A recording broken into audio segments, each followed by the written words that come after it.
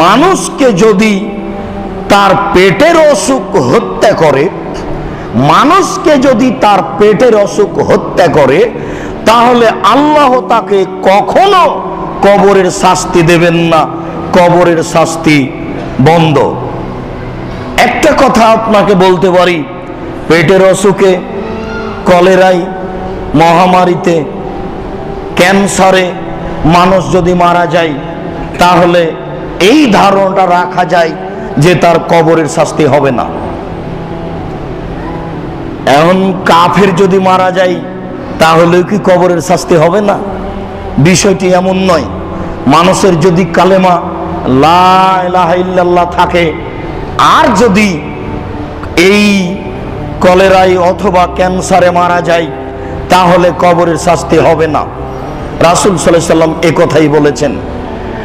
আনাস রাদিয়াল্লাহু তাআলা আনহু বলেন, রাসূল সাল্লাল্লাহু আলাইহি ওয়াসাল্লাম বলেছেন, মা মিন মুসলিমিন ইয়ামুতু ইয়াউমাল জুমআ, যখন কোনো মুসলমান জুমার দিনে মারা যায়, যখন কোনো মুসলমান জুমার দিনে মারা যায়, আও লাইলাতাল জুমা, অথবা জুমার রাতে, বৃহস্পতিবারের দিন শেষ হলেই জুমার রাত শুরু হয়ে গেছে।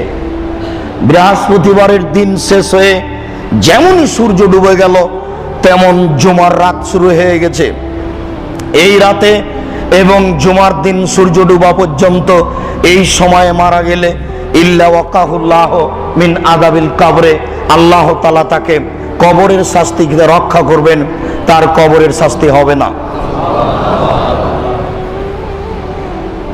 আনাস রাদিয়াল্লাহু তাআলা আনহু বলেন, রাসূল সাল্লাল্লাহু আলাইহি সাল্লাম বলেছেন, লিশাহিদে ইনদাল্লাহে সিত্তু খিসালিন, যারা শহীদ হয় আল্লাহর রাস্তায়, তাদের জন্য 6টি সুবিধা রয়েছে। যারা আল্লাহর রাস্তায় শহীদ হয়, তাদের জন্য 6টা সুবিধা রয়েছে। এক, ইগফারু ফি আউয়াল দাফাতিন, শহীদ হওয়ার সাথে সাথেই তার সব পাপ ক্ষমা। ওয়া হিয়া মাকাদুহু ফিল জান্নাহ, এরপর তাকে জান্নাতে তার থাকার স্থানটা দেখিয়ে দেওয়া হয়। 2, ইজর মিন আযাবিল কবরে, কবরের শাস্তি থেকে তাকে বাঁচিয়ে নেওয়া হয়, এমন ব্যক্তির কবরের শাস্তি হবে না। 3, ওয়ায়ামানু বিল ফাজিল আকবরে, এমন ব্যক্তির কিয়ামতের মাঠে কোনো সমস্যা হবে না, এমন ব্যক্তির কিয়ামতের মাঠে কোনো সমস্যা হবে না। 4, ইদা আলা রাসিহি তাজুল ইয়াকুতে, তার মাথায় উন্নত মানের পৃথিবীর সবচেয়ে দামি একটা টুপি দেওয়া হবে। 5, ইজওয়াজহু ইসনাইনে ওয়া সাবিনা মাররা মিনাল হুরাইন, 72 জন জান্নাতের মেয়ের সাথে বিবাহ দেওয়া হবে।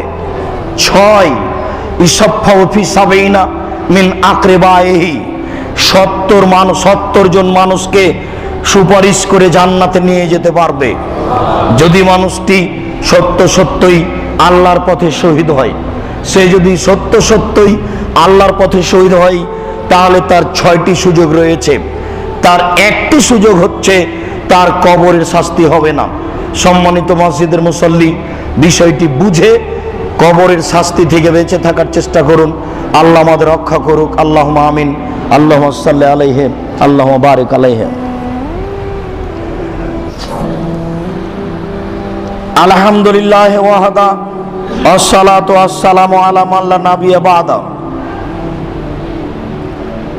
মান লা নাবিয়্যা বা'দা, আসমা বিনতে আবি বকর রাদিয়াল্লাহু তাআলা আনহা বলেন, রাসূল সাল্লাল্লাহু আলাইহি সাল্লাম একদিন কবরের শাস্তির কথা আলোচনা করলেন। আলোচনা করতে গিয়ে তিনি আলোচনা করলেন, ও ইফতানো ফি আযাবিল কবরে আলমারো, মানুষকে কবরে বিপদে ফেলা হবে। তিনি আলোচনা করতে গিয়ে বললেন, মানুষকে কবরে বিপদে ফেলা হবে। যেমনি এই কথা বললেন, ফা জাজ্জাল মুসলিমুনা জাজ্জাতান, মানুষেরা একবারে হইচই করে কান্নাকাটি করতে লাগলো। কবরের শাস্তির বিপদের কথা শোনে, কবরের শাস্তির কথা শোনে, আমরা কবরের শাস্তির ব্যাপারে কোনো সময় কান্নাকাটি করি না, কোনো সময় ভয় ভীতি মনে নিয়ে আসি না। অথচ দিনরাত ভাবা উচিত আমার কবরে কি হবে, জাহান্নামে কি হবে, আমি কবরে কি উত্তর দিব, কেমন করে আমি থাকব, এই বিষয়টি নিয়ে ভাবা উচিত। কেউ ভাবে না। আবু হুরায়রা রাদিয়াল্লাহু তাআলা আনহু বলেন, রাসূল সাল্লাল্লাহু আলাইহি ওয়াসাল্লাম বললেন, ফাকসিরু যিকরা হাজিমিল লাযযাতিল মাউত, তোমরা মানুষের স্বাদকে যেই জিনিসটা কেটে দেয় এটা বেশি বেশি স্মরণ করো। পৃথিবীর মানুষ, তোমরা ওই জিনিসটা বেশি বেশি স্মরণ করো যেটা মানুষের জীবনের স্বাদকে কেটে দেয়। পৃথিবীর মানুষ, তোমরা ওই জিনিসটা বেশি বেশি স্মরণ করো যেটা মানুষের জীবনের স্বাদকে কেটে দেয়, সেটাই হলো মরণ। গরিব মানুষটা চাচ্ছে একটা ভ্যান ঠিক করব, 15 দিন পরে একটা ভ্যান কিনবো, হঠাৎ রাতে মারা গেল, স্বাদ মিটে গেল। ধনী মানুষটা বলল এই বাড়িটা 10 তলা করে ভাড়া দিব, অনেক টাকা আসবে, হঠাৎ করে লোকটা মারা গেল, স্বাদ মিটে গেল। আল্লাহর নবী বলছেন ওই জিনিসটা বেশি বেশি স্মরণ করো যেটা মানুষের স্বাদকে কেটে দেয়, সেটাই হলো মরণ। আব্দুল্লাহ ইবনে আমর রাদিয়াল্লাহু তাআলা আনহু বলেন, রাসূল সাল্লাল্লাহু আলাইহি ওয়াসাল্লামের কাছে একজন লোক আসলো, মিনাল আনসার, আনসারদের মধ্যেকার একটা লোক আল্লাহ রাসূলের কাছে আসলো, এসে জিজ্ঞাসা করছে, আল্লাহর নবী, আইয়ুল মুমিনিনা আফজাল, বলেন তো কোন মুমিন সবচেয়ে ভালো মানুষ? আল্লাহ নবী বলেন তো মুমিন হিসাবে সবচেয়ে ভালো মানুষ কে, কে ভালো ইমানদার মানুষ? তখন আল্লাহ রাসূল বললেন, আহসানুহুম খোলাকান, যারা আচরণ ভালো সেই সবচেয়ে ভালো, যারা আচরণ ভালো সেই সবচেয়ে ভালো। ওই যে একবার আপনাকে বলছিলাম, আল্লাহর নবীকে জিজ্ঞাসা করা হলো, আল্লাহ নবী বলেন তো নেকি কি জিনিস, পাপ কি জিনিস? আল্লাহ নবী বলেন তো নেকি কি জিনিস, পাপ কি জিনিস? তখন আল্লাহ রাসূল বললেন, নেকি হলো ভালো আচরণ, নেকি হলো ভালো আচরণ। ওই যে একদিন আল্লাহ রাসূল বললেন, আমি জিম্মেদারি নিব জান্নাত দেওয়ার জন্য ওই লোককে, যে লোক তর্ক করে না, আমি তাকে জান্নাতে একটা ঘর নিয়ে দিব। যে লোক মিথ্যা কথা বলে না, আমি তাকে জান্নাতের মাঝামাঝিতে একটা ঘর নিয়ে দিব। যে লোকটা আচরণ ভালো করলো, আমি তাকে জান্নাতুল ফেরদাউস নিয়ে দিব। এখন আনসারী জিজ্ঞাসা করলেন, আল্লাহ নবী বলেন তো কোন মুমিন ভালো মানুষ? তখন আল্লাহ রাসূল বললেন, যারা আচরণ ভালো সেই সবচেয়ে ভালো মানুষ। তারপরে আনসারী জিজ্ঞাসা করলেন, এইবার বলেন তো আল্লাহর নবী, আইয়ুল মুসলিমিনা আকিয়াস, সবচেয়ে বুদ্ধিমানকে? এবার দেখেন কি উত্তর হয়। আল্লাহ রাসূল বলেন তো শুনি, সবচেয়ে বুদ্ধিমানকে? কাকে আমরা বলবো ওই লোকটা সবচেয়ে বুদ্ধিমান?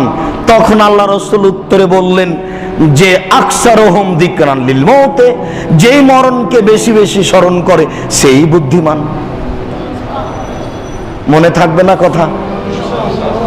ইনশাআল্লাহ মনে থাকবে।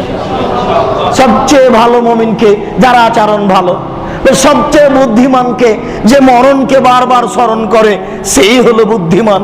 যে মরণকে বারবার স্মরণ করে সেই হলো বুদ্ধিমান। আব্দুল্লাহ ইবনে আব্বাস রাদিয়াল্লাহু তাআলা আনহু বলেন, মাররান নবী সাল্লাল্লাহু আলাইহি সাল্লাম বিকাবরানি ওয়াদাবানে, একদিন আল্লাহ রাসূল রাস্তায় হেঁটে যাচ্ছিলেন দুইটি কবরের পাশ দিয়ে, যেই কবরে শাস্তি হচ্ছিল। ফাকালা ইন্নাহুমা ইয়াদাবানে লা ইয়াদাবানে ফি কাবিরিন, তিনি বলেন, এই শোনো, এই কবর দুটিতে শাস্তি হচ্ছে, তবে বড় পাপের কারণে শাস্তি হচ্ছে না। এই শোনো সঙ্গী সাথী, এই কবর দুটিতে শাস্তি হচ্ছে, তবে বড় পাপের কারণে শাস্তি হচ্ছে না। আম্মা আহাদুহুমা, দুইটার একটিতে শাস্তি হচ্ছে, লা ইস্তাতিরু মিনাল বাউলি, পেশাব থেকে বেঁচে থাকতো না, এই জন্য পেশাব ছিটে আসতো, এটা হিসাব করতো না। এখানে ওই কথাটা বলা আছে, ওই লোকটি মুনাফিক, যে লোকটি নেটে ছেড়ে দিয়েছে ওই বাক্যটি, যেই বাক্যটি, এই দেখেন আব্দুর রাজ্জাক সাহেব বলছেন, মিথ্যুক এর কথা শুনবেন না। এ বলছে এক বালতি পেশাবখানায়, পেশাবে কাপড় ভিজিয়ে সেই কাপড়টা গায়ে দিয়ে সালাত আদায় করলে কোনো সমস্যা নেই, সমস্যা নেই, এ কথাই ঠিক। তবে আমি মূলত এই কথা বলিনি, আমি বলতে চেয়েছি মানুষের পেশাব এত বিষাক্ত, মানুষের পেশাব এত ভয়াবহ যে এক ফোঁটা নয়, অর্ধ ফোঁটা একটু যদি ছিটে গায়ে লাগে আর সালাত হবে না, একটু যদি ছিটে কাপড়ে লাগে তাহলে আর সালাত হবে না। কবরের বেশিরভাগ শাস্তি হয়ে থাকে, মানুষ পেশাব থেকে বাঁচে না, এই জন্য পেশাবের বিষয়ে খুব সতর্ক সাবধান থাকা উচিত, এই কথাটা বলছিলাম। মূলত ওই কথা ছিল না, মানুষ এটা মুনাফিকি করে। এইসব মুনাফিকগুলির উচিত ছিল নিজে কিছু কোরআন হাদিস জাতির সামনে বলবে, আর একজনের কথাকে কোট করে আগে পিছে কেটে দিয়ে জাতিকে প্রতারণা দিবে। এদের কি হবে আল্লাহই ভালো জানেন। আমি বলি, আল্লাহ এরকম বোকা নিম্নমানের মানুষগুলিকে তুমি হেদায়েত করো। এরা ইতর শ্রেণীর নিম্ন শ্রেণীর মানুষ, এদেরকে এইভাবে রাখছো কেন? তোমার তো অনেক দয়া আছে, এই নিম্নমানের ইতর শ্রেণীর মানুষগুলিকে তুমি একটু দয়া করে এই পথ থেকে ফিরিয়ে নিয়ে আসো। তারা কিছু কোরআন হাদিসের কথা জাতির সামনে বলুক, আর একজনের কথা এইভাবে বলা বলি করবে কেন? দুইজনের একজনের শাস্তি হচ্ছে পেশাব থেকে বাঁচত না এই জন্য, আর অপরজন এমসিবিন নামিমা চুগলখড়ি করত। আব্দুর রাজ্জাক সাহেব, চুগলখড়ি তো বড় পাপ, আপনি বলেছেন, এখানে ছোট পাপ হয়ে গেল কি করে? জি, আল্লাহ রাসূল এই সময়ে এটা বলেছেন, তখন চুগলখড়ি বড় পাপ ছিল না, এখন চুগলখড়ি করা বড় পাপ এবং মানুষের সাথে জড়িত পাপ। ওখানে এক কথা বললেন, এখানে এক কথা বললেন, আপনি হলেন চুগলখড়, আপনি হচ্ছেন মুনাফিক, আপনি হচ্ছেন বদনামকারী। এটা কঠিন অবস্থা। আব্দুর রাজ্জাক সাহেব, বুখারী মুসলিমের অত্র হাদিসে আর একটা জিনিস ধরা পড়ে গেল। আপনি বলেছেন আল্লাহর নবী গায়েব জানেন না, এই যে কবরে শাস্তি হচ্ছে আল্লাহর নবী বলে দিলেন, এটা তো গায়েব জানাই হলো। রাসূল সাল্লাল্লাহু আলাইহি সাল্লামকে ওই মুহূর্তে জানিয়ে দেওয়া হয়েছিল কবরের শাস্তির বিবরণটি, তাই তিনি বলেছিলেন, মুসলিম গ্রন্থে হুবাহু এই কথাই এসেছে। এরপরে তিনি খেজুরের একটা ডাল ভেঙে দুই টুকরা করে দুই কবরে পুঁতে দিলেন, আর বললেন শুষ্ক না হওয়া পর্যন্ত কবরের শাস্তি লাঘব হালকা থাকবে। এর অর্থ এই নয় মানুষ মারা গেলে তার কবরে খেজুরের ডাল পুঁতে দিতে হবে, এটা বিদআত।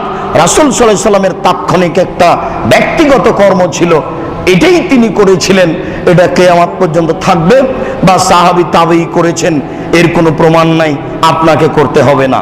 মানুষ মারা গেছে, আপনি অজু দিয়ে গোসল দিয়ে 3টি কাপড় দিয়ে কবরে রেখে দেন, ডান কাতে কবরের এক পাশে লাগিয়ে দেন, সময়ে বিস্তারিত বিবরণ দেব।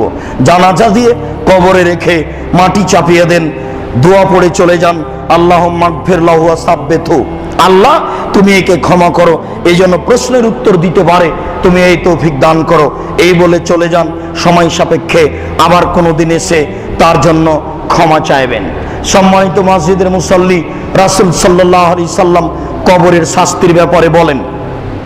আনাস রাদিয়াল্লাহু তাআলা আনহু বলেন যে কানা রাসূলুল্লাহ সাল্লাল্লাহু আলাইহি সাল্লাম লে হায়াতিন বেবানিন নাজ্জারে, তিনি একদা বানু নাজ্জারের একটি বাগানে ছিলেন, বানু নাজ্জারের খেজুরের বাগানে ছিলেন, আলা বাগলাতিন লাহু, একটা খচ্চরের উপরে। ঘোড়া ও গাধার মধ্যে যেই পশু আছে তাকে বলে খচ্চর, খচ্চরের উপরে তিনি ছিলেন। ওয়ানাহনু মাহু, আমরা তার পাশে ছিলাম। ফাকাদাতুল কিহে, হঠাৎ করে গাধাটা লাফ দিয়ে উঠলো, মনে হলো যেন আল্লাহর নবীকে পিঠ থেকে ফেলে দিবে। ফায়জা কাবরুন সিত্তা ও খামসা, হঠাৎ দেখি সেখানে 5-6টা কবর। তিনি বললেন, মায়ের ফাসাবাহা যে লাগবরে, সঙ্গী সাথী এই কবরগুলি কে চিনে? বলতে পারো কে চিনে?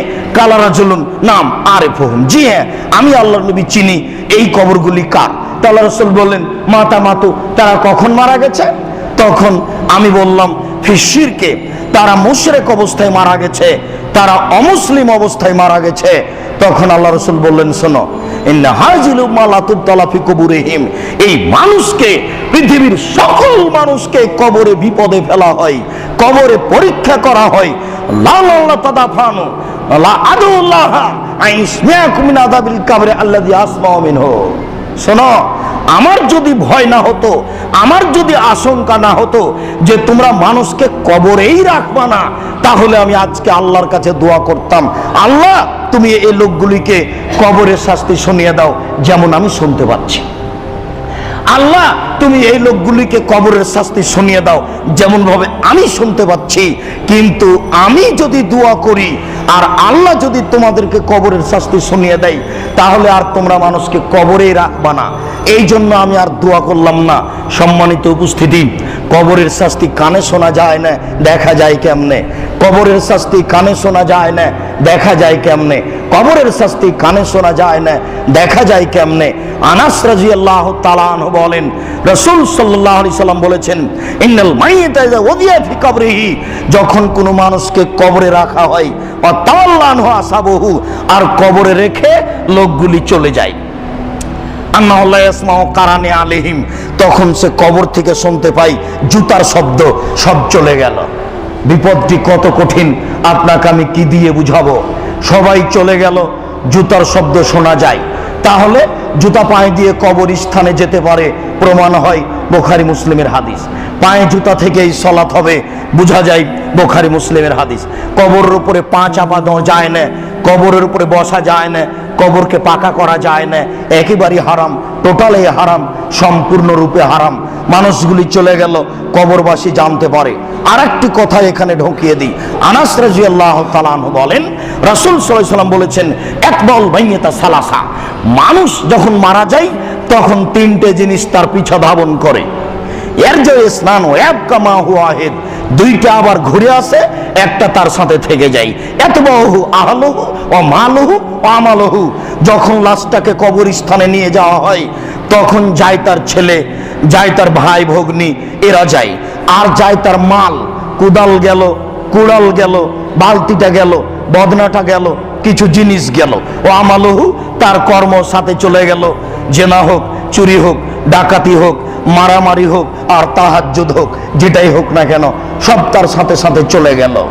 এর যে স্নানে কবর দেওয়া শেষ হয়ে গেলে তার ভাই ভাতিজে, আত্মীয় স্বজন, কুড়াল দা কুদাল সব ফিরে আসবে। ওয়াবকা মাহু আমালুহু, আর তার সাথে তার কর্ম থেকে যাবে। সাবধান থাকুন, কবর খুব কঠিন জায়গা। আপনার সাথে তিনটে জিনিস যায়, এই কথা আল্লাহর নবী বলেছেন, বুখারী মুসলিম।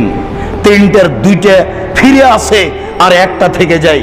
ফিরে আসলো আপনার আত্মীয় স্বজন, ছেলে ভাই ভাতিজা, আর ফিরে আসে আপনার বাড়ির দা কুড়াল জিনিসপাতি যা আছে, থেকে যায় আপনার কর্ম। আজ থেকেই নীতি পরিবর্তন করুন, কর্ম যেন পরিবর্তন না হয়। আপনাকে অনুরোধ করেছি, আপনার স্ত্রী আপনার মেয়েকে ব্যাপারে সাবধান হয়ে যান। সামনে আসছে নষ্টা দিবস, 31 নাইটের মতো আরো দিবস আসছে। বিবাহ বাড়িতে লাগলে গোটা পরিবার যেন নষ্টা না হয়ে যায়। এইরকম এই ফেব্রুয়ারির তারিখ আসলে যেন গোটা পরিবারটা নষ্টা না হয়ে যায়, নষ্টা মেয়ের মতো যেন না হয়ে যায়। ওই পহিলা বৈশাখে ছেলে মেয়ে আহাল পরিবার যেন নষ্টা মেয়ের মতো না হয়ে যায়। খারাপ লাগে শুনতে, আমার কিছু করার নেই। এত বলি, মানেন না কেন? আপনি কি মনে করেন আমি না মেনেই সফল? আপনি তো পারেন, আমি পারি, আপনি তো পারেন। আজকেই বাড়িতে ঢুকে একেবারে 44 ধারা কারফিউ জারি করে দেবেন, হয়ে গেল কথা। এ কি দেশের উপরে চালাতে বলছি? আপনার নিজের পরিবারের উপরে। যেই পরিবার আপনার খায়, যেই পরিবার আপনার বাড়িতে থাকে, ঈদের আগের দিন ছেলে মেয়েকে 5000 টাকা দেন, 3 সেট 5 সেট কিনে দিতে হবে। ভালোই তো বাসেন ছেলে মেয়েকে, ভালোই তো বাসেন, ভালোবাসেন ছেলে মেয়েকে, খুব ভালোবাসতে হয়। কিন্তু এইভাবে কেন, এই নোংরামিতে নেমে যাবেন কেন? ভুল হিসাব, সিদ্ধান্ত পরিবর্তন করুন, জরুরি। সবাই চলে গেল, ফায়াতিহি মালাকানে, চলে যাওয়ার সাথে সাথে দুইজন ফেরেশতা চলে আসলো। দুইজনের একজন বলে, বলুন মানহর রাজিল আলাজে বৈসাফকুম, ওই ব্যক্তি কে? যেই ব্যক্তি আপনাদের কাছে পাঠানো হয়েছিল, হ্যাঁ তিনি হচ্ছেন মুহাম্মদ সাল্লাল্লাহু আলাইহি সাল্লাম। তখন তাকে বলা হবে, ওই যে দেখেন জাহান্নাম, ওইটা ছিল আগে, এইবার দেখেন জান্নাত, এইটা হলো পরে। যখন কালেমা পড়ে ইবাদত করতে লাগলেন তখন হলো এইটা। আর আগে ছিল ওইটা জাহান্নাম আর জান্নাত দেখানো হয়। অমল মুনাফিকাল কাফের, যদি কবরবাসী হয় মুনাফিক কাফের, তখন বলে লা আদরি মান হুয়া রাজুল ইয়াকুলু মা ইয়াকুলুন নাস। যিনি আমি বলতে পারছি না সে যে কে, মোহাম্মদ যে কে আমি তা বলতে পারছি না, মানুষে যা বলতো আমিও তাই বলতাম। তাই এই কথা বলার সাথে সাথে ফায়াজির বোচার বাতান, অপরজন যার হাতে লাঠি আছে সে মারতে আরম্ভ করে। এমন মায়ের দেয় বাপরে বারে করে চিৎকার করে উঠে, সারা পৃথিবীর জীবজন্তু কীট পতঙ্গ পদার্থ জড় পদার্থ শুনতে পাই তার চিৎকার। এই যে কবরে লোকটা চিৎকার করছে, এখান থেকে 50,000 কোটি কিলোমিটার দূরে যা কিছু আছে সবই শুনতে পাই তার চিৎকার। আপনাকে আমি কি দিয়ে বুঝাইছে কত জোরে চিৎকার করে, কিন্তু মানুষ এবং জিন শুনতে পায় না, এই কথা আল্লাহর নবী বলেছেন। ওই যে গাধাটি লাফ দিয়ে উঠলো মানে কবরের শাস্তি শুনতে পায়, পশু প্রাণী কবরের শাস্তি শুনতে পায়, এই ফ্যানটা কবরের শাস্তি শুনতে পায়, এই লাইটটা কবরের শাস্তি শুনতে পায়, এই লাঠিটা কবরের শাস্তি শুনতে পায়, এই মাইকটা কবরের শাস্তি শুনতে পায়, কিন্তু মানুষ এবং জিন শুনতে পায় না। অন্য হাদিসে আল্লাহ রাসূল বলছেন যে ইয়াতিহি মালাকানে আজরাকানে আসওয়াদানে, দুইজন ফেরেশতা আছে, তারা হচ্ছে কালো, তারা হচ্ছে নীল। নীল কালো, একজনের নাম মুনকার, একজনের নাকির। নাকির মানে অপরিচিত, মুনকার মানে অপরিচিত। মুনকার নাকির অপরিচিত, কালো নীল মানে ভয়াবহ। দুইজনের মধ্যে একজন হচ্ছে আমা, চোখে অন্ধ, কানে বধির, আসাম কানে বধির চোখে অন্ধ। যেই মারে সেই কানে বধির চোখে অন্ধ। সম্মানিত মসজিদের মুসল্লি, আপনাকে কি দিয়ে বুঝাই, যখনই মারে তখনই লোকটা বাপরে মারে করে চিৎকার করে উঠে, কিন্তু আল্লাহ তাকে এমন ভাবে পাঠান যে জোরে চিল্লাচ্ছে কি ধীরে চিল্লাচ্ছে ও কানে শোনে না। আর মারে তখন কোথায় যা মারছে সে নিজে দেখে না, দেখতে পায় না, মাথায় মারছে না গায়ে মারছে। আর যে মারে তার নাম ফেরেশতাও খায় না, তার পেশাব নাই পায়খানা নাই। এই পুলিশটাকে বলা হয়েছে এই লোকটা আসামি, একে 50 লাঠি মারো। যেমন মারা শুরু করেছে বাপরে মারে করে হাত পা ধরছে, তখন একটু থেমে গেল। তারা হাত পা ধরা দেখতে পাচ্ছে, চিৎকার দেখতে পাচ্ছে, একটু থেমে গেল। আবার এই লোকটা মানুষ, 50 লাঠি যদি মারে তো প্রথম লাঠি যত জোরে মেরেছে শেষ লাঠি তত জোরে মারতে পারবে না। কেন? ওর ভিতরে ক্লান্তি চলে এসেছে। যে মারে সে এমন ফেরেশতা, তার আকৃতি বিপজ্জনক, সে কানে শুনে না, চোখে দেখে না, সে কোথায় মারছে তা বুঝে না, কত জোরে চিৎকার করছে তা জানে না। প্রথম লাঠি যত জোরে মেরেছে শেষ লাঠিও তত জোরে মারবে, এর নাম ফেরেশতা। সম্মানিত মসজিদের মুসল্লি, আপনাকে আমি কি দিয়ে বুঝাই, দুইজন কালো এবং নীল ফেরেশতা এসে বলে, বলো সেই ব্যক্তিকে, সে ব্যক্তি মোহাম্মদ। হ্যাঁ হ্যাঁ আমরা জানি তুমি এটাই বলবে, নাম কানামতুল আরুসে, হ্যাঁ তুমি এটাই বলবে আমরা জানি। তখন কবরবাসী বলবে ছেড়ে দেন, বাড়ি চলে যাব। ফাউহুবেরহম, আজকে যে ভালো অবস্থায় আছি এটা বাড়িতে সবকে বলে দেব, স্ত্রী ছেলে মেয়েকে বলে দেব।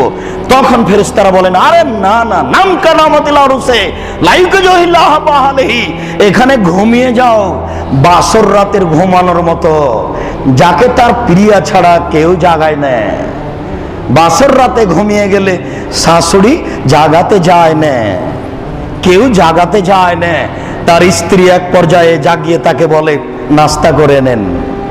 দুইজন ফেরেশতা বলবেন আরে যাবা কেন বাড়িতে, ঘুমিয়ে যাও বাসর রাতের ঘুমার মতো, যাকে কেউ জাগায় না অতীব প্রিয়া ছাড়া, ওইভাবে তুমি ঘুমিয়ে যাও।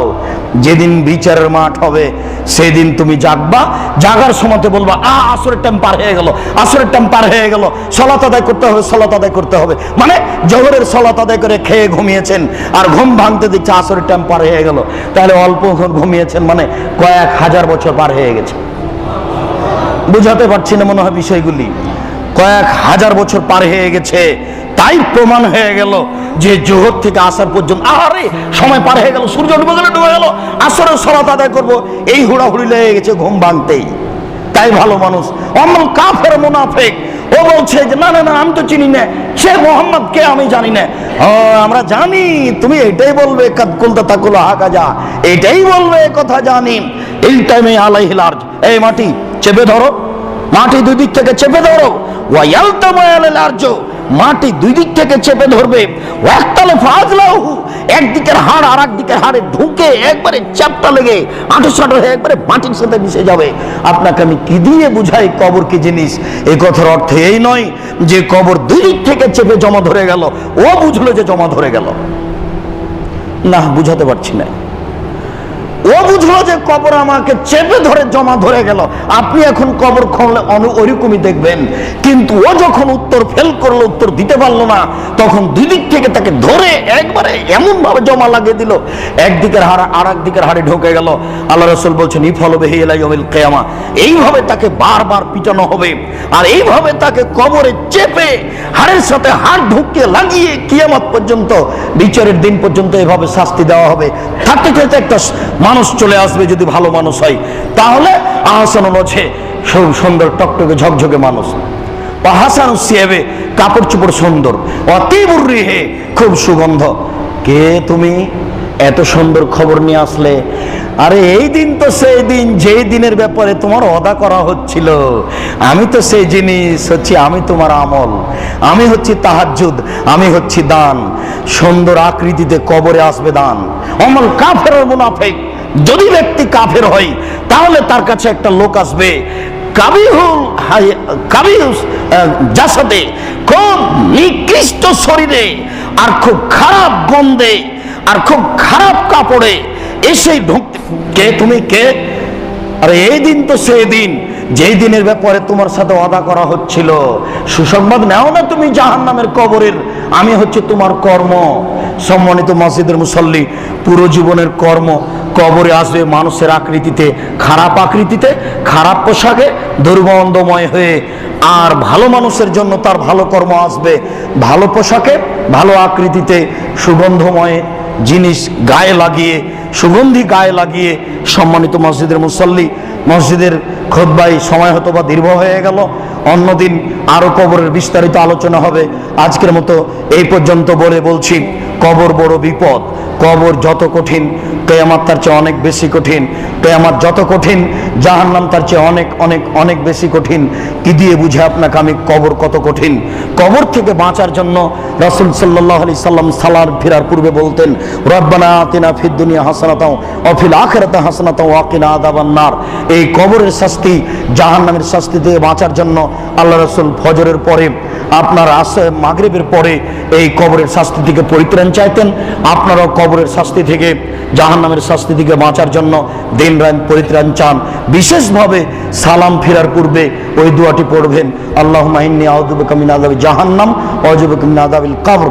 আল্লাহ তুমি আমাদেরকে কবরের শাস্তি থেকে রক্ষা করো।